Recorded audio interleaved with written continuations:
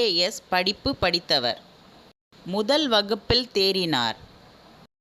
ஆனால் வெள்ளையர் ஆட்சியில் கலெக்டராக வேலை பார்க்க பிடிக்காமல் ICS பட்டத்தை வாங்காமலே இந்தியா திரும்பினார். காந்தியை சந்தித்தார். காங்கிரஸில் சேர்ந்தார். சுபாஷ் சந்திரபோஸும் நேருவும் நெருங்கிய நண்பர்கள் ஆனார்கள். சுதந்திர போராட்டத்தில் கைது செய்யப்பட்ட நேதாஜி பர்மாவில் மாண்டலே என்ற இடத்தில் உள்ள சிறையில் அடைக்கப்பட்டார். விடுதலை அடைந்த பின் 1938ஆம் ஆண்டு ஹரிப்புராவில் நடந்த காங்கிரஸ் மாநாட்டின் தலைவராக தேர்ந்தெடுக்கப்பட்டார்.